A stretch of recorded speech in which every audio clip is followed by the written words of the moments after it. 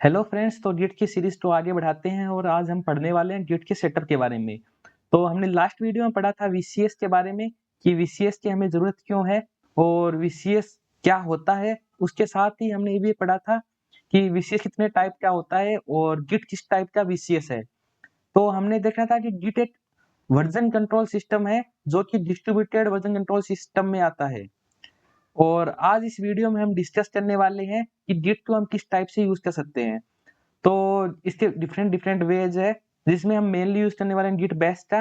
तो एक तो रहता है आपका गिट बैश जो कि गिट का ऑफिशियली कमांड लाइन इंटरफेस रहता है। उसके साथ ही आपको मिलता है गिट सीएमडी जो कि आपका विंडो के साथ इंटीग्रेटेड होता है, लेकिन ये सिर्फ विंडो के साथ सपोर्ट करता है। उसके बाद पढ़ेंगे हम गिट जीयूआई के बारे में और गिट डेस्कटॉप। तो मेनली ये थ्री रहते हैं जो कि बहुत ही रेयरली यूज होते हैं। गिट बैश एक इंडस्ट्रियलाइज्ड और यूज होता है आपकी इंडस्ट्री में। और उसके बाद हम जो भी काम करने वाले हैं वो हमारे इस गिट की ऑफिशियल वेबसाइट है उससे हम डाउनलोड करने वाले हैं और उसको सेटअप करने वाले हैं। उसके बाद हम पढ़ेंगे गिट की कमांड के बारे में। तो जो भी आपका सॉफ्टवेयर होता है उसकी कुछ हेल्पिंग और उसकी कुछ हमें डॉक्यूमेंटेशन मिलती है जिसको हम यूज करके उस सॉफ्टवेयर को यूज करते हैं। तो इसमें हम पढ़ेंगे गिट हेल्प कमांड के बारे में और कुछ और भी कमांड्स होती है उनके बारे में हम आगे पढ़ेंगे। और उसके बाद हम डिफरेंस के बारे में पढ़ेंगे कब हम डबल कोटेड और डबल डैश और कब हम सिंगल डैश का यूज करते हैं कोई भी कमांड के आगे। और ये पढ़ने के बाद पढ़ेंगे हम गिट के इनिशियल सेटअप के बारे में जिसका आपका यूजर इंफॉर्मेशन एडिंग हो गया और गिट की कॉन्फ़िगरेशन फाइल रहती है जिसमें ये सब इंफॉर्मेशन रहती है कि कौन सा यूजर उसको यूज कर रहा है, उसकी मेल आईडी क्या है। और उसके साथ ही और भी पैरामीटर्स रहते हैं जैसे कि कौन सी एडिटर को हम यूज करना है जब हम गिट की कमांड रन करते हैं।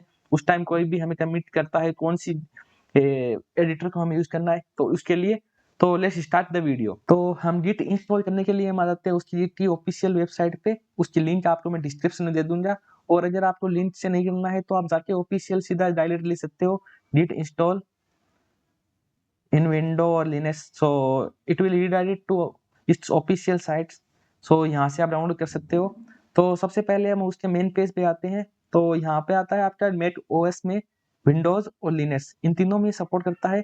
उसके साथ ही इन्होंने नीचे भी दिया हुआ है कि ये जीयूआई वर्जन भी है जो आप देख सकते हो जैसे यहाँ पे।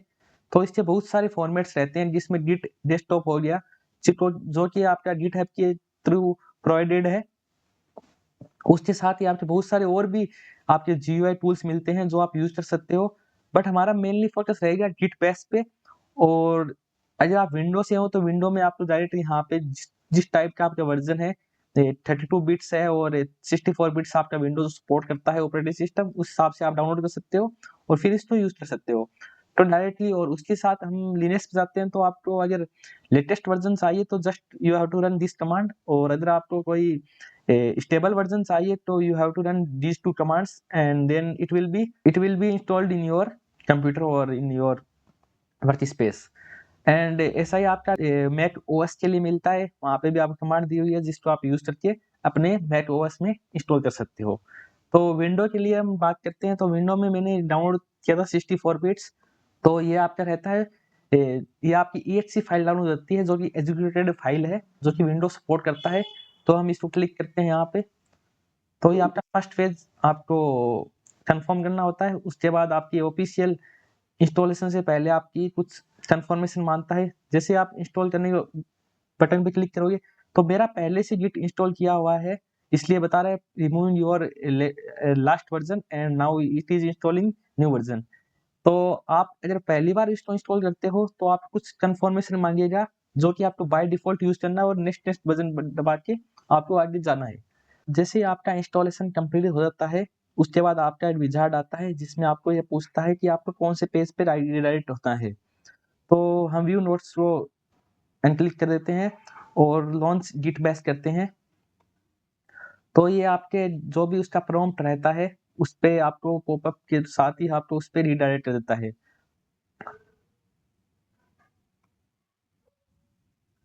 तो ये चेक करने के लिए कि हमारा गिट इंस्टॉल हुआ या नहीं हुआ इसके लिए हम कमांड रन करते हैं git minus minus version. so it will show that which version has been installed। or you can also use git dash v। so दोनों कमांड एक ही काम करती है, तो इससे आप कंफर्म हो गया कि आपका गिट इंस्टॉल हो गया है।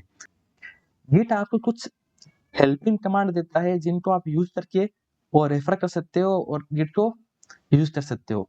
तो उसके साथ ही जैसे हमें गिट हेल्प यूज करते हैं हम, तो इसमें आपको बहुत सारी कमांड्स मिल जाती है कि आप इन कमांड का यूज कर सकते हो और उसके साथ ही उनका ब्रीफ इंट्रोडक्शन भी मिल जाता है कि गिट हेल्प का कैसे कैसे यूज कर सकते हैं। तो आप जैसे गिट हेल्प लिखते हो तो आपको बहुत सारे ऑप्शन आते हैं आगे। तो दिस इज शोइंग दैट आप टैप दबाओ जैसे ही तो आपको दिखाएगा कि 178 पॉसिबिलिटीज है जिनको आप गिट हेल्प के साथ यूज कर सकते हो। तो जैसे ही मैं आपको ये दबाता हूँ तो इतनी सारी पॉसिबिलिटीज है जिनको मैं गिट हेल्प के साथ यूज कर सकता हूँ, या इतनी सारी कमांड्स है जिसको गिट सपोर्ट करता है। तो क्लियर कर देते हैं हम स्क्रीन को। तो अब हम पढ़ते हैं कि गिट हेल्प कमांड को कैसे यूज कर सकते हैं। जैसे कि मैं लगाता हूँ गिट हेल्प और आपसे कोई भी कमांड का नाम लिखता हूँ, ये अगर मैं ये रहने देता हूँ सीधा डायरेक्ट इंटर करता हूँ तो ये बताता है कि ये कमांड्स है जो कि हमने पहले ही हम देख चुके हैं। अगर हमें देखना है कि गिट क्लोन के बारे में तो ऐसे लिखना git help and then clone, so it will redirect me into their official page that it is saying that git clone command can be used like this one। so यहाँ description दिया हुआ है और बताया हुआ है कि ये तरीके से हम यूज कर सकते हैं। इन सब के बारे में बाद में पढ़ेंगे हम अगले टॉपिक में जाने से पहले हम पढ़ लेते हैं कि जैसे कि मैंने यूज किया था git double dash and then version and git dash version, what is the difference between these two, double dash and one dash? So basically whenever we are using short version of that command, then we are using only single dash, and whenever we are using double dash that means we are using full name of that command। तो कोई भी आपका कोई भी command terminal रहता है उसमें ये कमांड आपका काम करता है। जैसे ही आपको बड़ा वाला मान लो जैसे git हेल्प लगाते हैं अपन और ये करते हैं, तो इसमें आपको अब शॉर्ट वे में आपने यूज किया एटो, उसके साथ ही अगर आप git help double dash all करते हो then you will see same result, but when you use git help and then only one dash git help then only one dash all, it won't work। so now you understood that whenever you are using full version or full name of that command then you are using double dash। अब हमने discuss कर लिया जिस command के बारे में जिसमें हमने गिट हेल्प कमांड के बारे में पढ़ा और difference between double dash and symbol dash. तो हम पढ़ने वाले हैं गिट के इनिशियल कॉन्फ़िगरेशन के बारे में। तो बेसिकली जो भी गिट का इनिशियल कॉन्फ़िगरेशन जिसमें आपका यूजर नेम होता है, आपका मेल आईडी होता है, ये सब आपका स्टोर रहता है। तो आपका जो रूट यूजर होता है या जो भी आपका यूजर है उसके जो भी आपका रजिस्ट्रेशन है उसके आपके रूट फोल्डर में एक फाइल होती है डॉट गिट कॉन्फिग फाइल। तो उस टाइम पढ़ते हैं जैसे कि लाइक, तो ये आपने मैं रूट डायरेक्टरी में दिया और git config लगाया मैंने। तो you will see that there is one file which has been opened. तो इसमें क्या क्या दिया हुआ है अंडरस्टैंड। सो कलर्स दिया हुआ है कौन सी यूआई के लिए यूज करने वाला हो, तो मैंने ऑटो कर रखा है। उसके साथ मेल आईडी कौन सी यूज है आपकी और नेम क्या यूज है, तो ये मैंने पहले सेटअप कर रखा है इसलिए मेरा आ रहा है। तो अब हम पढ़ते हैं कि इनका सेटअप कैसे होता है। तो उसके लिए आपको कमांड देती है गिट कमांड होती है कुछ, वो आपको रन करनी पड़ती है जैसे git config global. So now understand that one, so this one, so git config global। So git config is the used for configuration and global is used for means suppose your system and you are working in multiple projects and you are the only one user who are using git, that time you use git global। otherwise you can simply bypass this global and use that normal command। so now I am the only user of in this workspace, so I am using global and then user dot name, and here I am passing that my name is Sakti। so my name is Sakti and you can, because I already done this one, so अभी मेरी जरूरत नहीं है और मैं इसको bypass और skip कर रहा हूँ, but you can use this name or this command for set up your initial, and the same command you can also use like this one, And same command for setting email ID for user, we can use git email, and here you can pass your email ID like my Sakti @gmail.com, like you can pass, but I have already done this one, so मैं इसको bypass और skip कर रहा हूँ अभी। तो इस तरह से हम कॉन्फ़िगरेशन हम करते हैं अपने गिट में, और उसके साथ ही हमारा कॉन्फ़िगरेशन सही हुआ नहीं हुआ, इसको देखने के लिए हम यूज़ करते हैं git config and then user.name.